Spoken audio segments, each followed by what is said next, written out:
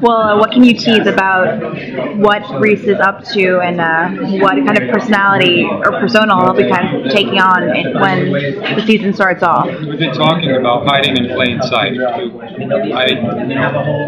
Mitch talked about a lot about emphasizing covers, and of course, has put a glitch in the machine, in the snare of the machine that Decima cannot read, and they cannot find us, but they're still looking for us, and they'll sift this out. Talked earlier about one of my favorite Star Wars movies, Raiders of Empire Strikes Back. Thank you very much. All great movies. Yeah, but you have the concept of good versus evil in here, and now you have the triumph of the Empire, and the Samaritan is the potential of what this thing was. We were all concerned about has really come to fruition, and the machine barely has a lifeline, but it is alive. It's still trying to figure out ways to find us, help find those irrelevant people and ways to defeat this power that is taking over. And we are without the resources that we've had. We do not have the mission. We do not have the money. All those accounts are frozen. He can't touch them. We don't have the communications that we once had. And basically, we had to go underground. Where do you see Reese's headspace? How is he coping? Or not? I mean, as a character that was in a very dark place anyway, it was his one way of saving lives, which has always been it was never trust in this machine. He built that, but the idea of going up against evil or a bully, he's a bully killer by nature. That's what he does. But he killed for the bully and was used by the machine, or by his own machine, in a way where, killing without conscience. Here's the relevant mission, forget about these people, and at that cost, it didn't work for him. And so Finch gave him this opportunity to be there in time. And now he can't be there in time. And now he's got in these first few episodes, it's do we expose our covers to save this one particular number and compromise the entire mission? And then there'll be nobody there. There'll be no Jedis. You see? So, what do we do? He's better at this than I am. That was quite eloquent. Sorry, go ahead.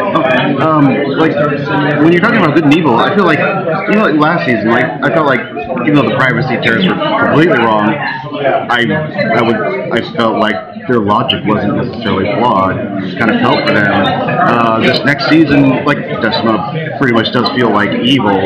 Are there elements though, or are there other factions that do have a little more gray area in terms of morality?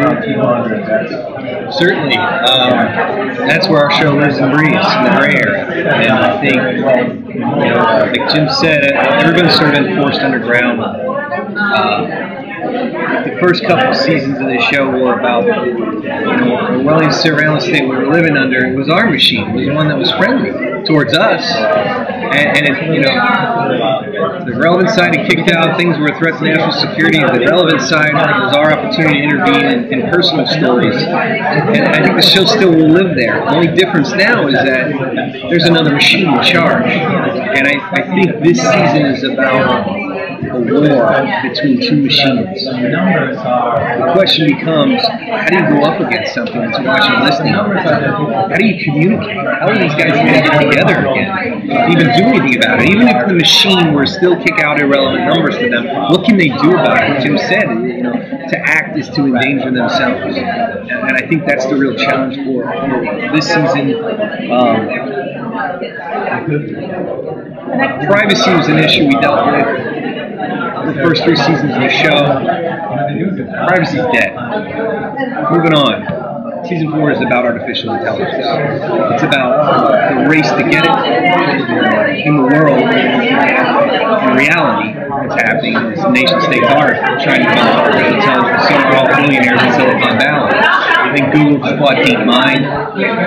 We're talking about something that an existential risk that we have not seen since the Manhattan Project. And that's a place I think our show needs to be going, where we need to live, and we need to be able to imbue that with a fictional narrative that's compelling, but make it about people. How do you take this huge science fiction aspect of something that's so overwhelming almost to consider and ground it in people, and ground it in operatives, and the stories that make a compelling network show that has a larger story, has something underneath it that sticks to your ribs, that when you walk away from it, you think about it, and you go, it's terrifying. I just read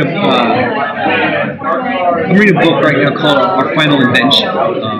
Steve Alejandro is the guy we talked to, is going to be on the DVD of season 3, who understands a lot about what's going on in the development of artificial intelligence, and eventually an artificial superintelligence that will be much smarter than a human being, and what that means to humankind. And I think that's a place our show needs to be going. It's exciting. I mean, laid out right in the morning, wake up, go to the person of interest. My shade, there's the Brooklyn Bridge with 2 surrender flags, white flag, American flags that were bleached out. And they'd done surveillance, and these guys had covered themselves a certain way, and then didn't get close enough to recognize the facial identity or whatnot. But they said, we will find them on social media.